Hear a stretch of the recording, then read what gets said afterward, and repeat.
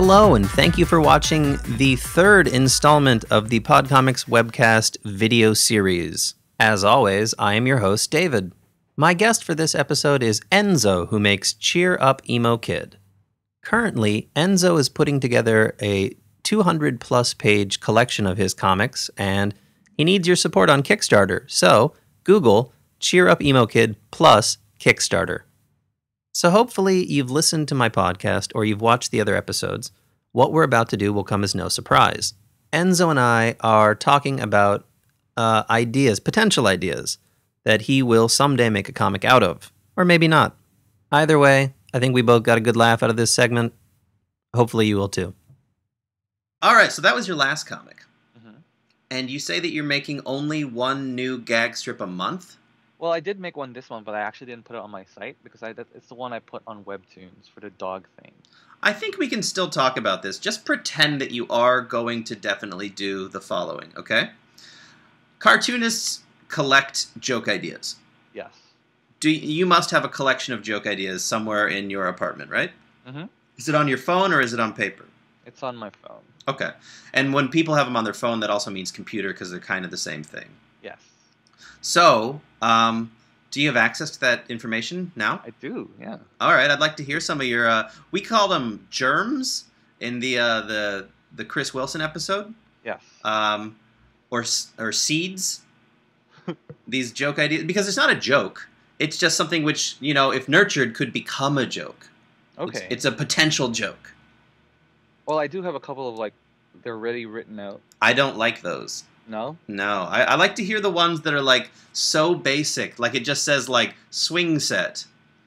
Or, or even weirder, a collection of words. You know, it says, monkey car wash, president, question mark, you know?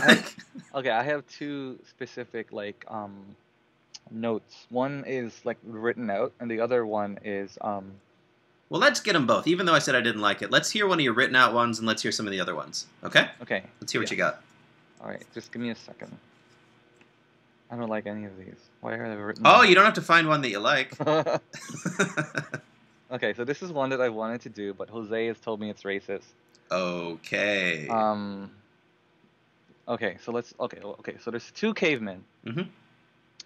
The first one's name is Gronk, and he's presenting this car that he has made out of stones, and he's like, Gronk has invented automocar. Mm-hmm.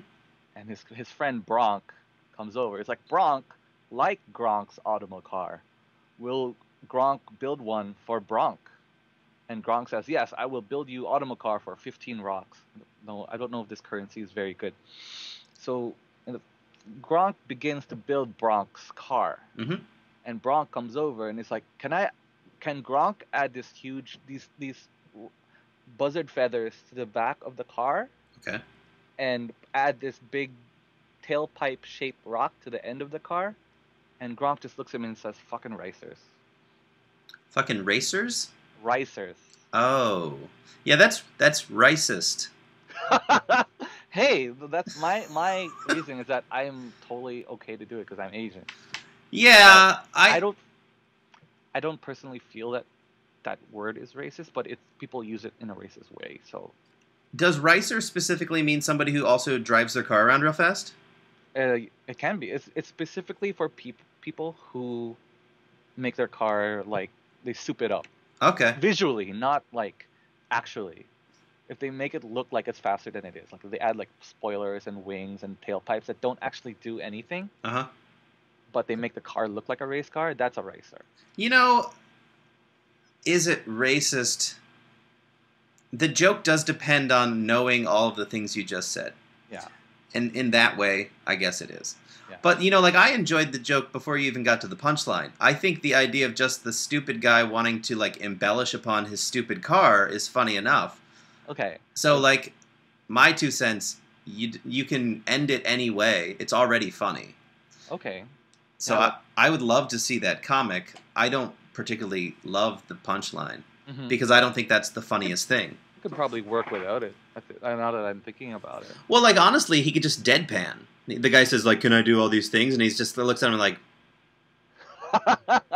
Actually, I like that a lot more. Now Well, that we've talked about it. It's your strip. You can do whatever you want. I think it makes it more specific at the end. Yeah. Where it doesn't need to be. Because, like, we already dislike dudes who fucking do that to their car. Yeah. And so it's more general. Anyways, if you put it out there, it's very likely that, you know, like, in 1 year, someone will just draw fucking ricers on there and put that on Imager.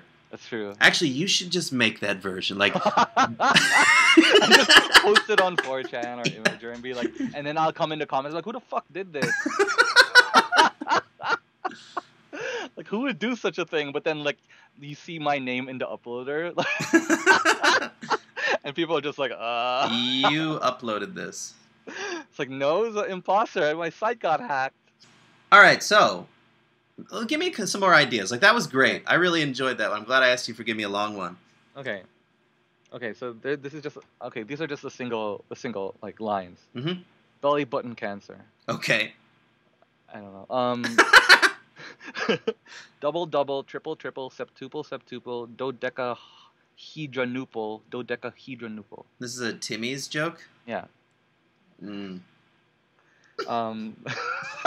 We'll have to footnote that one. Go to heaven and get punched in the nuts for every time you wrote a stupid comment on the internet.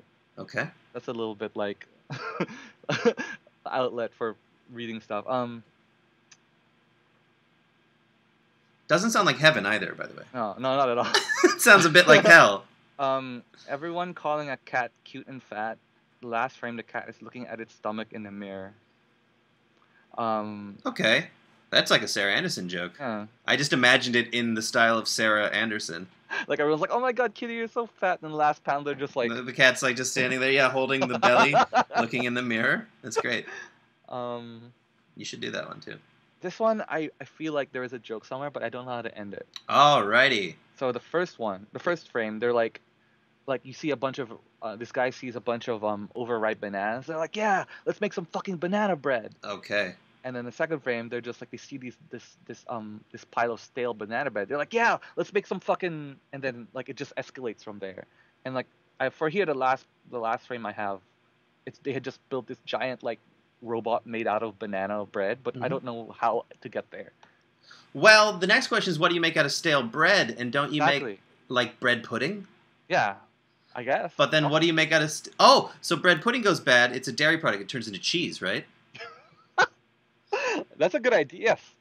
I don't know what... it's a robot made out of bad cheese. Yeah. That's the three things. It's bad bananas into banana bread. Bad bread into bread pudding. Bad pudding into cheese. Cheese into robot? It's enough turns to be a joke. I would love to do that. I don't know how. There's something there. It is, because it's like, because you turn bad bananas into banana bread, but what do you turn bad banana bread into? I mean, if it got mold on it, you could turn it into penicillin. Mold on bread turns into, like, drugs. Yeah, so maybe it turns into acid. They take the acid and they get the idea for the robot. Oh my god! See, this is what would require way more panels to explain. That's my only issue. I don't know. I'm seeing it as a 4-panel sort of deal. Okay, well, we'll go back to that. Okay. This one is like, there's a couple that's arguing, and the girl's just like, she's pregnant, and she's just like, she's just like, hey, I'm carrying our child, like, I'm like, and she's just using the argument, like, I'm carrying my child, or your child, and he's like, hey, I do a lot of work too, I had to convince you to sleep with me. Okay. Yeah, I like that one. That one you can tell on stage.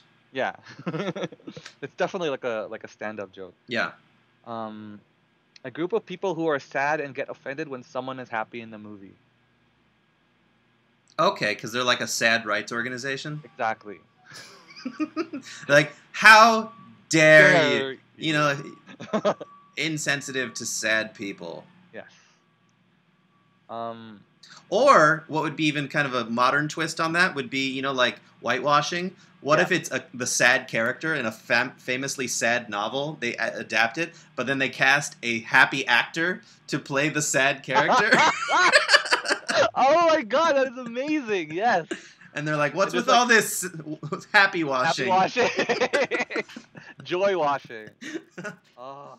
Okay, there you have it, guys. If you want to listen to the entire episode, please click the link. In addition, the Podcomics webcast can be found on iTunes, SoundCloud, and Stitcher. Remember to like, comment on, subscribe, and share the episodes. Well, until next time, bye-bye.